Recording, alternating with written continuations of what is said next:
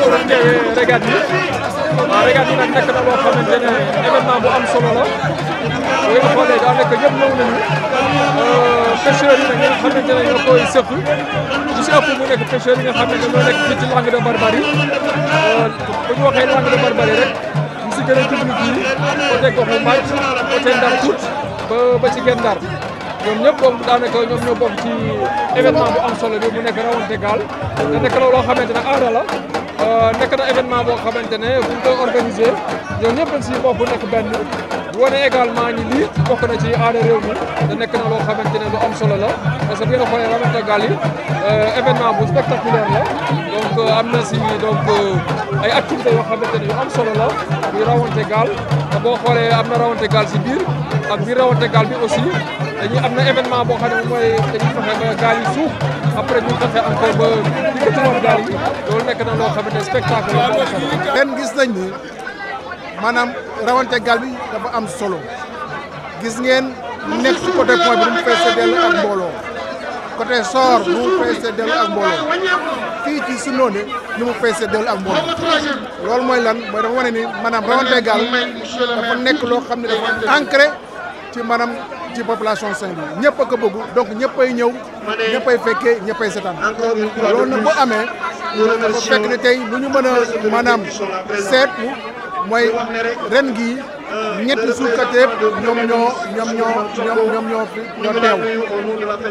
waa dàq ñu ngi fi waa loolu ñu ngi fi waa Pondo Xole ñu ngi fi donc ñëpp a teew vraiment gëj naa am nag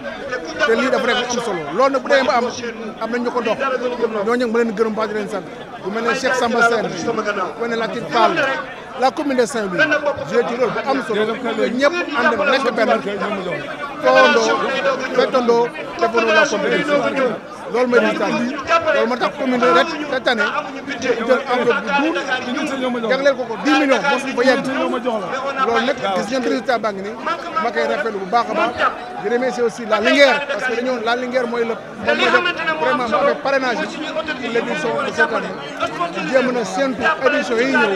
pour que organisation bi gën a partenaire parce que lii fête Ndar la day indi koom-koom ci dëkk day wane rayonnement dëkk day wane taaru dëkk donc may gërëm tous les organisateurs di féliciter l'ensemble aussi des compétiteurs parce que ñëpp ay mbokk lañu Guet Ndar boo duggee boobu Guet Ndar ba ca kaw ba Hydrobase ba kër Ibra Dieye nga xam ne ñun ñëpp benn lañu boo jàllee sax dem ba fële ca gox Mbaaj ñëpp a bokk ndey bokk baay may gërëm ñëpp di sant ñëpp. non kontaan rek kontaan parce que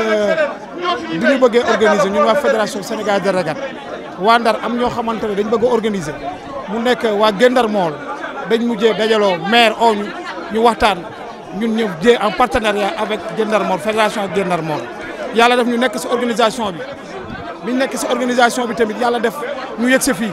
tout ce qui est arbitre juge ñun ñoo ko fournir fay ñun ñoo ko def tey ñoo ko teg fii donc boo leen xoolee tey mbir mi am na changement tuuti te nag ñuy interpeller aussi état jàppale ñu si dara si fédération état li mu tal mooy fédération de football état li mu tal lii xamante ne du suñu aada du suñu cosaan état ñooñu lay jàppale tey ministre waroon naa teew fii parce que gis ngeen mbooloo mi am Ndar Sénégal gépp ñëw fii gisuñu benn autorité boo xamante ne jóge na si état ñëw fii te yeneen caaxaan yi bu amee am na loo xamante ne amoon na fële na le si ambassade ñu jël ñetti ministère ñu dem foofu recevoir ki xamante ne mooy xale boobu te mu bokk si benn club africain ñu leen di wax ne nañu respecté suñu aada suñu fédération yi respecté ñu suñu aada lii lañ am ministre de la jeunesse ñu ngi ko siy woo disoo ministre de la culture ministre du tourisme ñoom ñëpp ñu ngi toog fi ñu toog ministre des pêches ñun li ñu boole moo bari fédération régate li mu boole moo bari d'aviron ak discipline apparentée di si oo ñëpp ñun kenn mësuñu jox benn subvention football tey buy dem dañ koy accompagner jox ko subvention bu ay milliards mais régate defuñu si dara dañ toog fi ñu toog di ñu seetaan ñu leen di interpeller pour que ñu ñëw jàppale régate pour mbir mi jëm sa kanam lii suñu aada la suñu culture la xam nga ne lii dafa neex mag ñi ñu ngi toog xale yi toog ñu nekk si géej ñi di joow xam nga di régate amul benn xeex amul benn xuloo ñu si au état mu jàppale si fédération sénégalaise de régate. Tout Saint-Louis s'est mobilisé comme un seul homme pour démontrer que cette ville qui a été plusieurs fois capitale aujourd'hui est une capitale du sport sénégalais. C'est très facile de constater dans l'eau presque 600 athlètes qui, par leur bravoure, leur dextérité,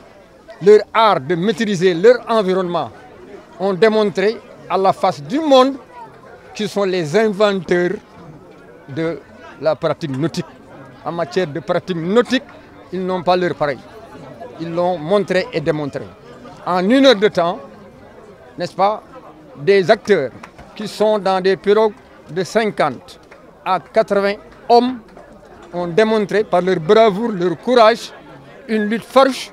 qu'ils ont effectuée pour vraiment dépasser les obstacles que constituent le fleuve et autres. La course a été belle, comme l'a si bien remarqué M. le maire. Je dis, sans peut-être être démenti, que cette discipline, comme l'a dit M. le Président de la Fédération, n'est pas soutenue comme il se doit. Nonobstant, et il faut le souligner, Madame le ministre de la Jeunesse, des Sports et de la Culture, je l'ai dit et répété, nous a subventionné pour un montant de 1 million de francs CFA. C'est un pas important. Et j'ose espérer qu'avec ce qu'elle verra ou ce qu'elle entendra par le rapport de son agent, que la prochaine fois, que ce soit à Saint-Louis, à Dakar ou ailleurs, le ministère va davantage vraiment poursuivre sa politique de développement envers cette discipline. J'en suis vraiment convaincu. N'est-ce pas? Monsieur le maire, Saint-Louis a vécu aujourd'hui une journée historique. De 7 ans à 77 ans, les gens sont venus en masse. Bravo aux acteurs qui, depuis 2 semaines, n'est-ce pas, n'ont lésiné sur aucun moyen pour vraiment afficher cette belle prestation aujourd'hui. Ils ont été très braves. Ils se sont entraînés durement. Ils ont dépensé beaucoup de millions pour vraiment venir avec ces pirogues-là. Beaucoup de millions. Et il est évident que malgré les entrées,